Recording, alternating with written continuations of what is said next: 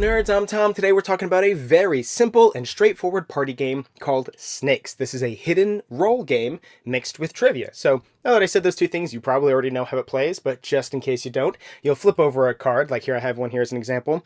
Which of these names was considered by Walt Disney for one of the seven dwarves? A, Burpy, B, Fatty, or C, Goofy. Everybody closes their eyes, and the players who are the snakes, because everybody gets a role at the beginning of the game, and there's, in a group of like 6 players, I think there'll be like 2 or 3 snakes, right? They'll flip over the card, and they'll get to see that the answer is A, it's Burpy.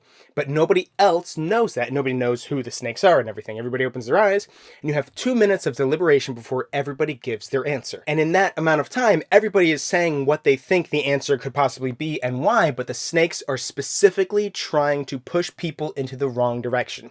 Snakes will get 1 point for everybody who gets this question wrong, and the people who get the question right, they'll get a point for every person who gets the question right. It's really straightforward. That's pretty much all the rules right there. It's really easy to play. Everybody gets it after like 1 round. Now, there's 2 things I left out. One, there's also a Mongoose of Truth, which is just a regular character, but they are played face up. So like everybody knows who the Mongoose of Truth is, and the main focus is that person doesn't know the correct answer, but all the normal people, all the ordinary humans will know that that player is not specifically feeding them lies, right? If that makes sense? And you play this game over like 8 rounds, I think, or you can just play until you get bored, but the roles get redistributed every single round. So if you're a snake at the very beginning of the game, you're not going to be a snake for the remainder of the whole game. And right off the bat, I think this game is really fun and clever, but it has a few glaring problems, which you probably could already guess. The first issue is that since it's trivia, it's possible that people just straight up know the answer. It's rare. These are really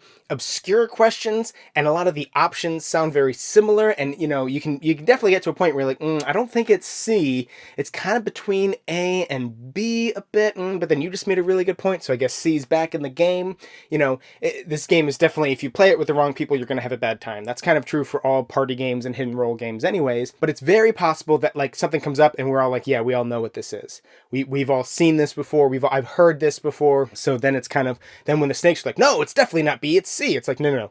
We know who you are because we all know it's B, Now that's a fewer and far between, but it becomes more and more often. If you play this game with the exact same teams and players and stuff, eventually you'll see the same cards over again, and then that problem becomes much more prevalent. Now, there are a decent amount of cards, so that won't happen a lot. And even if I own the game and I know the answer, but nobody else does, just because I say I know the answer or I've seen this question before doesn't mean everybody's going to believe me. So if you bring this game around and play it with tons of different groups of people, then that problem kind of goes away. But if you have a group that comes over every Friday night, it's the same 3 or 4 or 5 people, yeah, then this game kind of has a time limit on it, right? You're only going to get to play it so many times before we all start seeing the answers again and say, well, we can't really do this anymore. Also, the rule book says that if you have 4 players, you have 2 snakes, 1 Mongoose of Truth, and 1 ordinary player, which I've never played it with 4 players. I've only played it with like 6 to 8, but that seems like a mistake, right? Because then if you're an ordinary human, you know who the Mongoose of Truth is and you know who the ordinary other players are. Like, what? So by that logic, this game is definitely the more the merrier. You probably should only play this with 6+ players. You probably shouldn't play it with the same group over and over again. It would make a good drinking game. Like, those issues aside, that's like the longevity of the game. But the first couple of times you play it, you're going to have a good time. Now, in the groups I've played this with, not everybody has enjoyed it the same amount, but everybody's been at least positive on it. You have to be the type of player who, wants to lie and try and convince your friends of something that's not really true. And the second that the timer's up and everybody puts in their answers and you reveal you're a snake, you can kind of be like, ha ha ha, I knew what the real answer was. Overall, I had a good time with this game, but with those issues that I mentioned, I would actually kind of recommend the Chameleon first. Chameleon is another social deduction game that Big Potato Games did, and I think that one is just a little bit better.